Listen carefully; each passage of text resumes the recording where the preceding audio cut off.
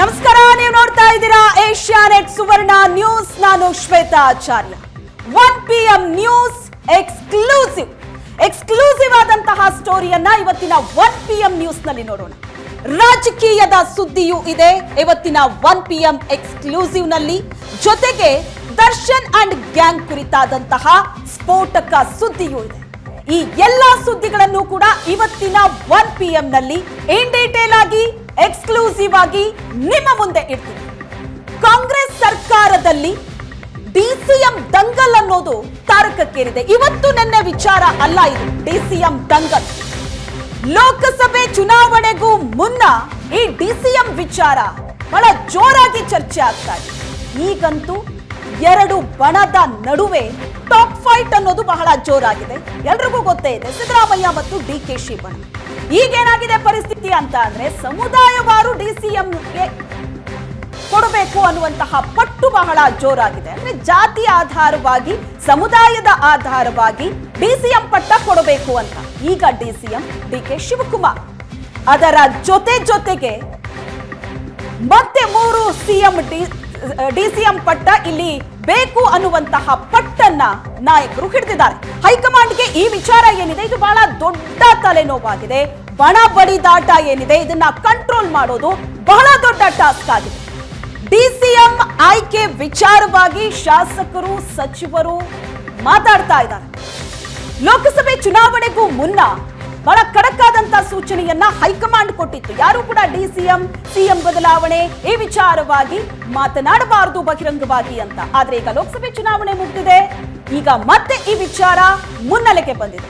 ಎಷ್ಟರ ಮಟ್ಟಿಗೆ ಅಂತ ಅಂದ್ರೆ, ಎರಡು ಬಣದ ನಡುವೆ ಸಿಎಂ ಮತ್ತು ಡಿಸಿಎಂ, ಡಿಕೆ ಶಿವಕುಮಾರ್ ಮತ್ತು ಸಿದ್ದರಾಮಯ್ಯ, ಈ ಎರಡು ಬಣದ ನಡುವೆ ಬಹಳ ದೊಡ್ಡ ವಾಗ್ವಾದವೇ ಆಗ್ತಾ ಇದೆ. ಒಬ್ರು ಒಂದು ಹೇಳಿಕೆ ಕೊಟ್ರೆ ಅದಕ್ಕೆ ಪ್ರತಿಯಾಗಿ ಇನ್ನೊಬ್ರು ಇನ್ನೊಂದು ಹೇಳಿಕೆಯನ್ನ ಕೊಡ್ತಾ ಇದ್ದಾರೆ. ಡಿಕೆಶಿ ಬಣದ ಶಾಸಕ ಬಾಲಕೃಷ್ಣರಿಂದ ತಿರುಗೇಟು. ಆಯಾ ಬಣದ ಶಾಸಕರು, ಸಚಿವರು ತಮ್ಮ ನಾಯಕನ ವಿರುದ್ಧ ಬ್ಯಾಟಿಂಗ್ ಮಾಡ್ತಾ ಇದ್ದಾರೆ, ನಾಯಕರ ಪರವಾಗಿ ಬ್ಯಾಟಿಂಗ್ ಅನ್ನ ಮಾಡ್ತಾ ಇದ್ದಾರೆ. ಒಟ್ಟಾರೆ ಈ ವಿಚಾರ ಕಾಂಗ್ರೆಸ್ ಸರ್ಕಾರದಲ್ಲಿ ಬಹಳ ದೊಡ್ಡ ಗದ್ದಲಕ್ಕೆ ಕಾರಣ ಆಗಿದೆ. ಸಿದ್ದರಾಮಯ್ಯ ಡಿಕೆಶಿ ಬಣದ ನಡುವೆ ಟಾಪ್ ಫೈಟ್ಗೆ ಕಾರಣ ಆಗಿದೆ. 1 PM ನಲ್ಲಿ ಎಕ್ಸ್ಕ್ಲೂಸಿವ್ ಆಗಿ ಈ ಸ್ಟೋರಿಯನ್ನ ನೋಡ್ತಾ ಇದ್ರಿ. ಯಾರ್ಯಾರು ಏನೇನು ಹೇಳಿದ್ದಾರೆ, ಹೈಕಮಾಂಡ್ ಈ ವಿಚಾರವಾಗಿ ಏನ್ ಸ್ಟ್ಯಾಂಡ್ ತಗೊಳುತ್ತೆ ಅನ್ನೋದು ಕೂಡ ಬಹಳ ಕುತೂಹಲ. ಯಾಕಂದ್ರೆ ಒಂದು ಬಣ, ಒಂದು ನಿಯೋಗ ನಾಳೆ ದೆಹಲಿಗೆ ಭೇಟಿ ಕೊಡ್ತಾ ಇದೆ ಇದೇ ವಿಚಾರವಾಗಿ ಮಾತಾಡೋದಕ್ಕೆ. ಆದ್ರೆ ಇಲ್ಲಿ ಕಾಂಗ್ರೆಸ್ನ ಹಿರಿಯ ಸಚಿವರು ತಟಸ್ಥರಾಗಿದ್ದಾರೆ. ಹೈಕಮಾಂಡ್ಗೆ ಬಹಳ ದೊಡ್ಡ ತಲೆನೋವನ್ನ ತಂದಿಟ್ಟಿದೆ ಡಿಸಿಎಂ ವಿಚಾರ ಅನ್ನೋದು. ಹೆಚ್ಚುವರಿ ಡಿಸಿಎಂ ಕ್ರಿಯೇಟ್ ಮಾಡಿದ್ರೆ ಏನೇನಾಗಬಹುದು. ಅದರಲ್ಲಿ ಕೆಲವೊಂದಷ್ಟು ಜನ ಡಿಸಿಎಂ ಪರವಾಗಿರೋರು, ಅಂದ್ರೆ ಡಿಕೆ ಶಿವಕುಮಾರ್ ಅವರ ಪರವಾಗಿರೋರು ಹೇಳೋದು, ನೀವು ಎಷ್ಟಾದ್ರೂ ಡಿಸಿಎಂ ಪಟ್ಟವನ್ನ ಹುಟ್ಟಾಕೊಳ್ಳಿ, ಆದ್ರೆ ಡಿಕೆ ಶಿವಕುಮಾರ್ಗೆ ಸಿಎಂ ಪಟ್ಟವನ್ನ ಕೊಡಿ ಅಂತ ಹೇಳ್ತಿದ್ದಾರೆ ಡಿಕೆಶಿ ಬಣದವರು. ಮತ್ತೊಂದು ಕಡೆ ಸಿದ್ದರಾಮಯ್ಯ ಬಣದ ಶಾಸಕರು, ಸಚಿವರು ಏನ್ ಹೇಳ್ತಿದ್ದಾರೆ ಅಂತ ಅಂದ್ರೆ, ಒಂದೇ ಡಿಸಿಎಂ ಯಾಕೆ, ಸಮುದಾಯವಾರು ಡಿಸಿಎಂ ಪಟ್ಟವನ್ನ ನೀವು ಹಂಚಬೇಕು, ಕೊಡಬೇಕು ಅನ್ನುವಂತಹ ಮಾತನ್ನ ಮುಂದೆ ಇಡ್ತಾ ಇದ್ದಾರೆ. ಚನ್ನಗಿರಿ ಶಾಸಕ ಶಿವಗಂಗಾ ಅವರು ಕೊಟ್ಟಂತಹ ಸ್ಫೋಟಕವಾದ ಹೇಳಿಕೆ.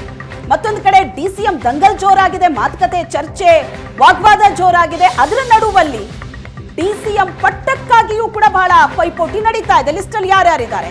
ಎಸ್ಸಿ ಸಮುದಾಯದ ಡಾಕ್ಟರ್ ಜಿ ಪರಮೇಶ್ವರ್ ಇದ್ದಾರೆ, ಎಸ್ಟಿ ಸಮುದಾಯದ ಸತೀಶ್ ಜಾರಕಿಹೊಳಿ ಇದ್ದಾರೆ, ಆಕಾಂಕ್ಷಿಗಳಿದ್ದಾರೆ. ಡಿಸಿಎಂ ಪಟ್ಟ ಹೆಚ್ಚುವರಿಯಾಗಿ ಕ್ರಿಯೇಟ್ ಆಗಬೇಕು ರಾಜ್ಯದಲ್ಲಿ. ಯಾರ್ಯಾರ ಆಕಾಂಕ್ಷಿಗಳಿದ್ದಾರೆ ಅಂತ, ಮುಸ್ಲಿಂ ಸಮುದಾಯದಿಂದ ಜಮೀರ್ ಅಹಮದ್ ಕೂಡ ಇದ್ದಾರೆ, ಲಿಂಗಾಯತ ಸಮುದಾಯದಿಂದ ಎಂ ಬಿ ಪಾಟೀಲ್ ಇದ್ದಾರೆ, ಈಶ್ವರ್ ಖಂಡ್ರೆ ಅವರು ಕೂಡ ಲಿಸ್ಟ್ ಅಲ್ಲಿ ಇದ್ದಾರೆ, ಪೈಪೋಟಿ ನಡೆಸ್ತಾ ಇದ್ದಾರೆ. ನಮಗೂ ಡಿಸಿಎಂ ಪಟ್ಟ ಬೇಕು ಅನ್ನುವಂತಹ ಮಾತನ್ನ ಹೇಳ್ತಾ ಇದ್ದಾರೆ.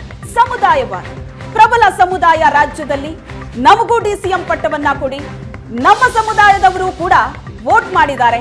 ಇವತ್ತು ಸರ್ಕಾರ ಅಸ್ತಿತ್ವದಲ್ಲಿರೋದಕ್ಕೆ ನಮ್ಮ ಸಮುದಾಯದ ಪಾತ್ರ ಕೂಡ ಬಹಳ ಜೋರಾಗಿದೆ. ಹಾಗಾಗಿ ನಮ್ಮ ಸಮುದಾಯಕ್ಕೂ ಸ್ಥಾನಮಾನ ಸಿಗಬೇಕು, ಅದು ಡಿಸಿಎಂ ಪಟ್ಟ ಆಗಿರಬೇಕು ಅನ್ನುವಂತ ವಾದವನ್ನ ಮುಂದೆ ಇಡ್ತಾ ಇದ್ದಾರೆ. ಡಾಕ್ಟರ್ ಜಿ ಪರಮೇಶ್ವರ್ ಅವರ ಹೆಸರು ಈಗಲ್ಲ, ಹಿಂದಿನಿಂದಲೂ ಕೂಡ ಬಹಳ ಜೋರಾಗಿ ಕೇಳಿಬಂತು, ಡಿಸಿಎಂ ಪಟ್ಟ ಸಿಗಬೇಕು ಅಂತ. ಲಿಸ್ಟ್ ಅಲ್ಲಿರುವಂತಹ ಮೊದಲ ಹೆಸರೇ ಡಾಕ್ಟರ್ ಜಿ ಪರಮೇಶ್ವರ್. ಸತೀಶ್ ಜಾರಕಿಹೊಳಿ ಕೂಡ ಪ್ರಯತ್ನ ಪಡ್ತಾ ಇದ್ದಾರೆ. ಯಾವಾಗ್ಲೇ ಡಿಸಿಎಂ ವಿಚಾರದ ಬಗ್ಗೆ ಚರ್ಚೆ ಬಂದಾಗ್ಲೂ ಕೂಡ ಸತೀಶ್ ಜಾರಕಿಹೊಳಿ ಅವರ ಹೇಳಿಕೆ ಹೇಗಾಗಿರುತ್ತೆ ಅಂದ್ರೆ, ಹೆಚ್ಚುವರಿ ಡಿಸಿಎಂ ಕ್ರಿಯೇಟ್ ಮಾಡಿದ್ರೆ ಏನ್ ತಪ್ಪು ಅದರಲ್ಲಿ ಅಂತ. ಈಗ 3 ಡಿಸಿಎಂ ಸ್ಥಾನಕ್ಕಾಗಿ ಅಹಿಂದ ನಾಯಕರು ಪಟ್ಟು ಹಿಡಿದು ಕೂತಿದ್ದಾರೆ. ಹೈಕಮಾಂಡ್ ಭೇಟಿ ಕೂಡ ಆಗಲಿದ್ದಾರೆ. ನಾಳೆ ಅಥವಾ ನಾಡಿದ್ದು 27-28ಕ್ಕೆ ದೆಹಲಿಗೆ ಹೋಗ್ತಾರೆ. ಹೈಕಮಾಂಡ್ ಭೇಟಿ ಮಾಡ್ತಾರೆ. 3 DCM ಸ್ಥಾನ ಬೇಕು ರಾಜ್ಯದಲ್ಲಿ ಅನ್ನೋದರ ಬಗ್ಗೆ ಪಟ್ಟು ಹಿಡಿತಾರೆ ಅನ್ನುವಂತಹ ಮಾತು. ಜೂನ್ 27 ಅಥವಾ 28ರಂದು ಹೈಕಮಾಂಡ್ ಭೇಟಿ ಮಾಡುವಂತಹ ಸಾಧ್ಯತೆ ಇದೆ. ಈ ಮೂಲಕ ಕಾಂಗ್ರೆಸ್ ಸರ್ಕಾರದಲ್ಲಿ DCM ದಂಗಲ್ ಬಹಳ ಜೋರಾಗಿದೆ. DCM ದಂಗಲ್ ಮಧ್ಯೆ ಸಿಎಂ ಮತ್ತು DCM ದೆಹಲಿ ಪ್ರವಾಸ ಮಾಡ್ತಾ ಇದ್ದಾರೆ. ನಾಳೆ ಮಧ್ಯಾಹ್ನ ದೆಹಲಿಗೆ ಹೋಗ್ತಾ ಇದ್ದಾರೆ. 3 ದಿನದ ದೆಹಲಿ ಪ್ರವಾಸ ಇದೆ. ಸಿಎಂ ಮತ್ತು DCM ಇಬ್ರು ಕೂಡ ಒಟ್ಟಾಗಿ ದೆಹಲಿಗೆ ಹೋಗ್ತಾ ಇದ್ದಾರೆ. ಈಗ ಈ ವಿಚಾರ ಬಹಳ ಇಂಟ್ರೆಸ್ಟಿಂಗ್ ಆದಂತ ಘಟ್ಟ ತಲುಪಿದೆ. ಇಷ್ಟು ದಿನ ಚರ್ಚೆ ಜೋರಾಗ್ತಾ ಇತ್ತು, ಹೇಳಿಕೆ ಪ್ರತಿ ಹೇಳಿಕೆಗಳು ಬರ್ತಾ ಇತ್ತು. ಆದ್ರೆ ಈಗ ಸಿಎಂ DCM ಕೂಡ ದೆಹಲಿಗೆ ಹೋಗ್ತಾ ಇದ್ದಾರೆ. ನಾಡಿದ್ದು ಕೇಂದ್ರ ಸಚಿವರನ್ನ ಭೇಟಿಯಾಗ್ತಾರೆ ಸಿಎಂ. ಅಲ್ಲಿ ಈ ವಿಚಾರ ಚರ್ಚೆ ಆಗತ್ತೆ. ರಾಜ್ಯದ ಸಂಸದರ ಜೊತೆ ಕೂಡ ನಾಳೆ ಸಂಜೆ ದೆಹಲಿಯಲ್ಲಿ ಸಭೆ ಇದೆ. ನೂತನ ಸಂಸದರಿಗೆ ಔತಣಕೂಟವನ್ನ ಸಿಎಂ ಏರ್ಪಡಿಸಿದ್ದಾರೆ. ಕಾರಣ ಏನೇ ಇರಬಹುದು, ಆದ್ರೆ ರಾಜ್ಯದಲ್ಲಿ ಈಗ ಈ ವಿಚಾರ ಬಹಳ ಜೋರಾಗಿ ಚರ್ಚೆ ಆಗ್ತಾ ಇರೋ ಕಾರಣ ಸಿಎಂ DCM ಇಬ್ರು ದೆಹಲಿಗೆ ಹೋಗ್ತಾರೆ ಅಂತ ಅಂದ್ರೆ ಅಲ್ಲಿ ಈ ವಿಷಯ ಖಂಡಿತ ಚರ್ಚೆ ಆಗತ್ತೆ. ಅದು ಅಲ್ಲದೆ 27, 28 ಅಥವಾ ಅಂದ್ರೆ ನಾಳೆ ಅಥವಾ ನಾಡಿದ್ದು ಒಂದು ನಿಯೋಗ ಕೂಡ ರಾಜ್ಯದಿಂದ ದೆಹಲಿಗೆ ಹೋಗಿ ಈ 3 DCM ವಿಚಾರವಾಗಿ ಮಾತುಕತೆ ನಡೆಸೋದ್ರಿಂದ ಅದಕ್ಕೂ ಮುಂಚಿತವಾಗಿ ಸಿಎಂ DCM ಏನಾದ್ರೂ ಹೈಕಮಾಂಡ್ ಜೊತೆ ಚರ್ಚೆಯನ್ನ ನಡೆಸ್ತಾರಾ ನೋಡ್ಬೇಕು. ಆದ್ರೆ ರಾಜ್ಯದ ಕಾಂಗ್ರೆಸ್ನಲ್ಲಿ ಏನೇನಾಗ್ತಾ ಇದೆ, 3 DCM ಕ್ರಿಯೇಟ್ ವಿಚಾರವಾಗಿ ಶಾಸಕ ಮತ್ತು ಸಚಿವರುಗಳು ಏನೆಲ್ಲ ಹೇಳಿಕೆ ಕೊಟ್ಟಿದ್ದಾರೆ ಅನ್ನೋದನ್ನ ಬನ್ನಿ ನೋಡೋಣ. ಮೊದಲೇ ಅದನ್ನ ಬಗ್ಗೆ ನಮ್ಮ ಹೈಕಮಾಂಡ್ ತೀರ್ಮಾನ ಮಾಡಬೇಕು. ಅದ್ರ ಮೇಲೆ ಅವ್ರಿಗೆ ಆಗ್ಲೇಬೇಕು ಅಂತ ಅವ್ರ ಆಸೆ ಏನಾರು ಇತ್ತು ಅಂದ್ರೆ ಮಾಡ್ಲಿ, ನಮ್ದೇನು ವಿರೋಧ ಇಲ್ಲ. ನಮ್ಮ DK ಶಿವಕುಮಾರ್ ಸಾಹೇಬ್ರನ್ನ ಮುಖ್ಯಮಂತ್ರಿ ಮಾಡಿ 1 ಡಜನ್ ಉಪಮುಖ್ಯಮಂತ್ರಿ ಮಾಡ್ತೀವಿ, ನಮ್ದೇನು ವಿರೋಧ. KPCC ಅಧ್ಯಕ್ಷರು ನಿಮಗೆ ಗೊತ್ತಿದೆ, 1 ಲೋಕಸಭಾ ಗೆದ್ದಿದ್ದೀವಿ ಹೋದ ಸರಿ, ಈ ಬಾರಿ 9 ಗೆದ್ದಿದ್ದೀವಿ. ಅವರ ಸಂಘಟನೆ ಅವರ ಒಂದು ಶಕ್ತಿಯಿಂದ ನಾವು 9ರವರೆಗೆ ರೀಚ್ ಆಗಿದ್ದೀವಿ. ಆ ಒಂದು ಸಂಘಟನೆ ಇನ್ನೂ ಬೇಕಪ್ಪ ಪಾರ್ಟಿಗೆ ಅಂದ್ರೆ ಅವ್ರು ಮುಖ್ಯಮಂತ್ರಿ ಮಾಡಿದ್ರೆ ಅನುಕೂಲ ಆಗ್ತದೆ. ಅವ್ರು ಮುಖ್ಯಮಂತ್ರಿ ಮಾಡಲಿ, 1 ಡಜನ್ ಉಪಮುಖ್ಯಮಂತ್ರಿ ಮಾಡಿ ಮತ್ತೆ ಮಾಡಿದೀವಿ. ಕಳೆದ 5 ವರ್ಷ ನಾವು ಮುಖ್ಯಮಂತ್ರಿ ಸಿದ್ದರಾಮಯ್ಯ ಸಾಹೇಬ್ರನ್ನ ನೋಡಿದ್ದೀವಿ. ಕಳೆದ 1.5 ವರ್ಷದಿಂದನೂ ಅವರೇ ಇದ್ದಾರೆ. ನಾವು ಸಹ ಎಲ್ಲ ಶಾಸಕರು ಸಹಕಾರನೂ ಕೊಡ್ತೀವಿ. ಬದಲಾವಣೆ ಆಕ್ಚುಲಿ KPCC ಅಧ್ಯಕ್ಷ ಇದ್ದಂಥವರು DK ಸಾಹೇಬರು ಅವರೇ ಮುಖ್ಯಮಂತ್ರಿ ಆಗಂತ ಒಂದು ನಮ್ಮಲ್ಲಿ ಯಾವಾಗಲೂ ನಡೆದಿರೋ ಅಂತದ್ದು. ಆದ್ರೆ ನಡೆದಂತ ರಾಜಕೀಯ ಬೆಳವಣಿಗೆಯಲ್ಲಿ ಬದಲಾವಣೆ ಆಗಿದೆ. DCM ಒಬ್ರಿಗೆ ಮಾಡಿ ಎಲ್ಲರಿಗೂ DCM ಮಾಡಿಬಿಡಿ. ಅದರಿಂದ ರಾಜ್ಯಕ್ಕೆ ಒಳ್ಳೇದಾಗುತ್ತೆ, ಪಕ್ಷಕ್ಕೆ ಒಳ್ಳೇದಾಗುತ್ತೆ, ಸಮುದಾಯಗಳಿಗೆ ಒಳ್ಳೇದಾಗುತ್ತೆ. ಮಾಡಲಿ, ಹೈಕಮಾಂಡಿಗೆ ಬಿಟ್ಟಿದ್ದು. ನೀವು DCM ಅಲ್ಲ CM ಕೇಳ್ಬೋದು ಅಂತ ಹೇಳಿದೀವಲ್ಲ. ಆದರೆ ಯಾವ ವೇದಿಕೆ ಮೇಲೆ ಕೇಳಬೇಕು, ಎಲ್ಲಿ ಕೇಳಬೇಕು? ಈಗ ನಾನು ಬಂದು ಇಲ್ಲಿ ನಿಮ್ಮ ಹತ್ರ ಕೇಳಿದ್ರೆ ನನಗೆ CM ಮಾಡಿ, DCM ಮಾಡಿ, ಮಂತ್ರಿ ಮಾಡಿ ಅಂದರೆ ಆಗುತ್ತಾ ಸರ್? ಹೈಕಮಾಂಡ್ ಹತ್ರ ಹೋಗಬೇಕು, ಅಲ್ಲಿ ಕೇಳಬೇಕು. ಇಲ್ಲಿ ಸುಮ್ಮನೆ ನಮಗೆ ಮ್ಯಾಂಡೇಟ್ ಸಿಕ್ಕಿರೋದು ಯಾವುದಕ್ಕೆ? ಜನರಿಗೆ ಕೆಲಸ ಮಾಡೋಕ್ಕೆ. ಜವಾಬ್ದಾರಿ ಸಿಕ್ಕಿದೆ ಅಲ್ಲ, ನಾವು ಮಂತ್ರಿ ಆಗಿದ್ದೀನಿ. ನನ್ನ ಇಲಾಖೆನಲ್ಲಿರುವಂಥ ಎಲ್ಲ ಯೋಜನೆ ಜನರಿಗೆ ತಲುಪಿಸೋದು. DK ಅವ್ರು ಏನ್ ಮಾಡ್ಬೇಕು ಅನ್ನೋದು ಹೈಕಮಾಂಡ್ ಮಾಡ್ತದೆ. DK ಅವ್ರನ್ನ ಬೇಕು ಬೇಡ ಅನ್ನೋದು ತೀರ್ಮಾನ ನಾವು ಹೈಕಮಾಂಡ್ ತೀರ್ಮಾನ ಮಾಡ್ತದೆ. ಅದನ್ನ ನಾವು ಅಷ್ಟು ದೊಡ್ಡವರಲ್ಲ, ತೀರ್ಮಾನ ಮಾಡೋರು ದೊಡ್ಡವರಲ್ಲ. ಆದ್ರೆ ನಾವ್ ಹೇಳೋದು ಎಲ್ಲ ಐಯಿಂದ ವರ್ಗ ಎಲ್ಲರಿಗೂ DCM ಮಾಡ್ಲಿ, ಮಾಡ್ಬೇಕು ಅಂತ ಹೊಂಟ್ಮೇಲೆ ಎಲ್ರಿಗೂ ಮಾಡ್ಲಿ ಅಂತ. ನಮ್ಮ ಸರ್ಕಾರಕ್ಕೆ ಪೂರಕವಾಗಿ ಒಳ್ಳೆ ಹೆಸರು ಬರಲಿಕ್ಕೆ 15 ಜನ DCM ಮಾಡಿದ್ರು ಏನ್ ತಕರಲ್ಲ ನಮ್ಗೆ. ಒಟ್ಟಲ್ಲಿ ನಮ್ಮ ಪಕ್ಷಕ್ಕೆ, ನಮ್ಮ ಸರ್ಕಾರಕ್ಕೆ ಒಳ್ಳೆ ಹೆಸರು ಬರಬೇಕು. ಅವರು ಪ್ರಧಾನ ಈ ವಿಷಯ ಚರ್ಚೆ ಮಾಡಬಾರ್ದು ಅನ್ನೋದು ಹೈಕಮಾಂಡ್ದ ಮಾರ್ಗದರ್ಶನ ಸಹಿತ. ಆ ಹಿನ್ನೆಲೆಯೊಳಗೆ ನಾನು ಯಾವುದೇ ಟಿಪ್ಪಣಿಯನ್ನು ಈ ಸಂದರ್ಭದಲ್ಲಿ DCM ವಿಚಾರವಾಗಿ ಮಾಡೋದಕ್ಕೆ ಹೋಗೋದಿಲ್ಲ. ಈ ವಿಷಯ ಚರ್ಚೆ ಮಾಡಬಾರ್ದು ಅನ್ನೋದು ಹೈಕಮಾಂಡ್ದ ಮಾರ್ಗದರ್ಶನ ಸಹಿತ. ಆ ಹಿನ್ನೆಲೆಯೊಳಗೆ ನಾನು ಯಾವುದೇ ಟಿಪ್ಪಣಿಯನ್ನು ಈ ಸಂದರ್ಭದಲ್ಲಿ DCM ವಿಚಾರವಾಗಿ ಮಾಡೋದಕ್ಕೆ ಹೋಗೋದಿಲ್ಲ.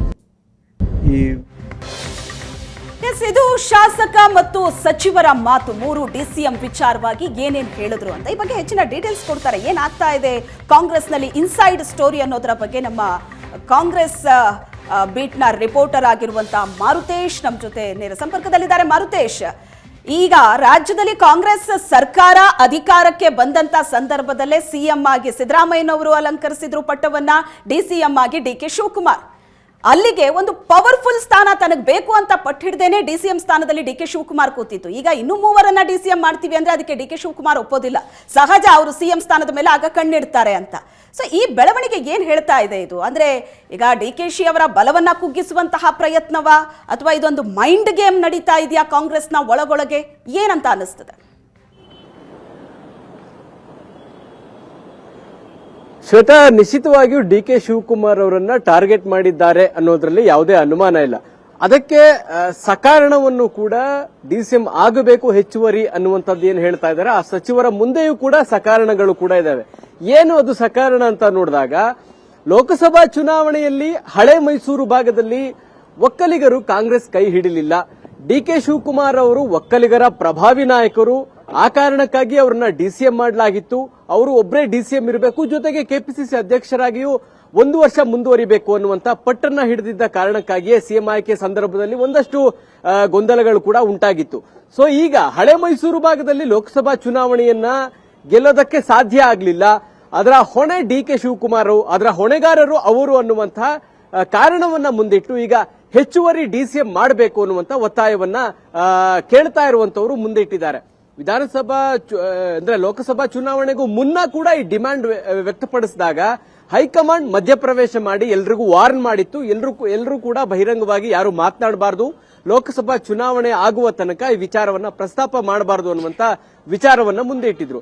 ಈಗ ಚುನಾವಣೆ ಮುಗಿದಿದೆ, ಚುನಾವಣೆಯಲ್ಲಿ ಹಿನ್ನಡೆಯಾಗಿದೆ. ಹಳೆ ಮೈಸೂರು ಭಾಗದಲ್ಲಿ ಒಕ್ಕಲಿಗರು ಕೂಡ ಕಾಂಗ್ರೆಸ್ಗೆ ಕೈ ಹಿಡಲಿಲ್ಲ.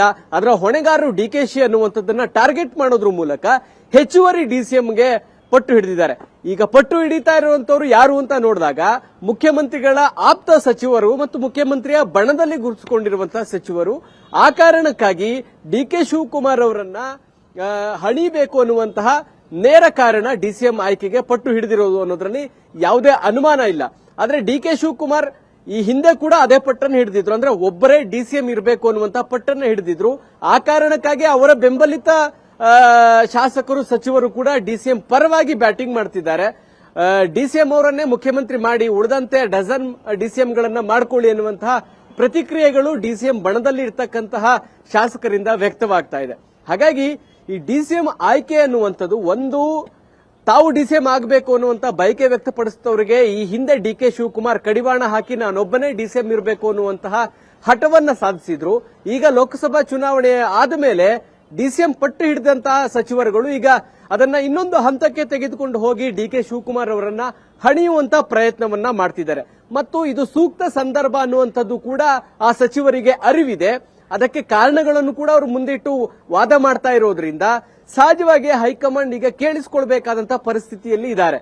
ಈಗ ನಾಳೆ ನಾಡಿದ್ದು ಕೂಡ ಹೈಕಮಾಂಡ್ ನಾಯಕರನ್ನ ಭೇಟಿ ಮಾಡಿ ಮತ್ತೊಮ್ಮೆ ಒತ್ತಡವನ್ನ ಹಾಕೋದಕ್ಕೆ DCM ಸ್ಥಾನ ಕೇಳ್ತಾ ಇರುವಂತಹ ಸಚಿವರು ಕೂಡ ಒಂದು ನಿಯೋಗದ ಜೊತೆಗೆ ಹೋಗ್ತಾರೆ ಅನ್ನುವಂತಹ ಮಾಹಿತಿಗಳು ಕೂಡ ಲಭ್ಯವಾಗ್ತಾ ಇದೆ. ಯಾಕಂದ್ರೆ ಸತೀಶ್ ಜಾರಕಿಹೊಳಿ ಇನ್ನೂ ಕೂಡ ದೆಹಲಿಯಲ್ಲಿ ಇದ್ದಾರೆ.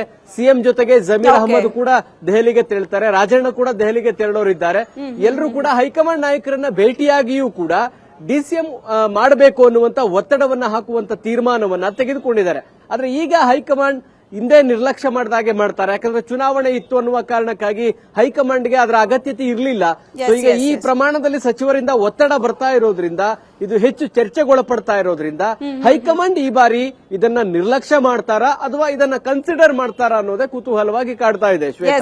ಖಂಡಿತ ಮಾರುತೇಶ್, ಪ್ರತಿ ಬಾರಿ ಬಂದಂತೆ ಈ ಬಾರಿಯೂ ಕೂಡ ಈ ವಿಚಾರ ಜಸ್ಟ್ ಚರ್ಚೆ ಆಗಿ ಆ ನಂತರ ಹಾಗೆ ಮರೆಯಾಗತ್ತಾ ಅಥವಾ ಏನಾದ್ರೂ ತಾರ್ಕಿಕ ಅಂತ್ಯಕ್ಕೆ ಬರುತ್ತಾ ಅಥವಾ ಇದು just mind game DCM DK Shivakumar ಅವರ ಬಲವನ್ನ ಕುಗ್ಸೋದಕ್ಕೆ ಅನ್ನೋದನ್ನ ಕಾದು ನೋಡ್ಬೇಕು. ಈಗ